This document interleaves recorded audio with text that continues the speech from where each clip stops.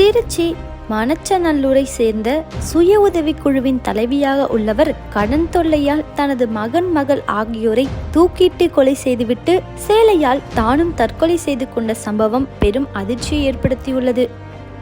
மணச்சநல்லூரை சேர்ந்தவர் கிருஷ்ணமூர்த்தி. இவர் அப்பகுதியில் உள்ள அரிசி ஆலையில் கூலி வேலை செய்து வருகிறார். இவரது மனைவி கீர்த்திகா. இவர் நர்சிங் படித்திருந்தார். மகளிர் சுய உதவிக்குழுவின் தலைவியாகவும் இருந்துள்ளார். இவர்களுக்கு கோகுல்நாத், சாய் நந்தினி ஆகிய மகளும் இருந்தனர்.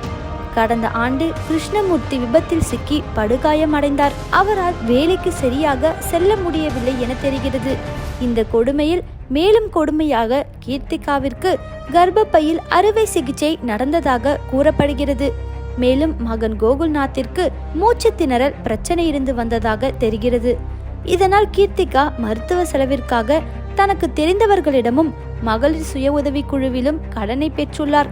கிருஷ்ணமூர்த்தி நேற்று இரவு வேலைக்கு சென்று விட்டார்.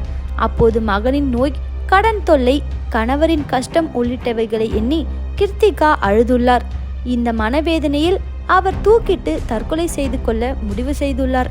அப்போது கடைசியாக அவர் தனது குழந்தைகளின் முகத்தை பார்க்க சென்றார். தான் இறந்துவிட்டால் குழந்தைகள் ஆதரவற்றவர்களாகி விடுவார்களோ என எண்ணிய கீர்த்திகா குழந்தைகளை கொன்றுவிட்டு தானும் தற்கொலை செய்து கொள்ள முடிவு செய்துள்ளார்.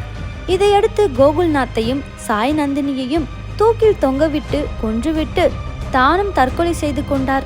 இதனிடையே மணச்சநல்லூர் போலீசாருக்கு தகவல் கொடுக்கப்பட்டு அவர்கள் மூவரின் உடல்களையும் கைப்பற்றி பிரேத பரிசோதனைக்காக ஸ்ரீரங்கம் அரசு மருத்துவமனைக்கு அனுப்பி வைத்தனர். இந்த வழக்கு குறித்து போலீசார் கிருஷ்ணமூர்த்தி, அக்கம் பக்கத்தினர், கீர்த்திகாவுக்கு கடன் கொடுத்தவர்களிடம் விசாரணை நடத்தி வருகிறார்கள்.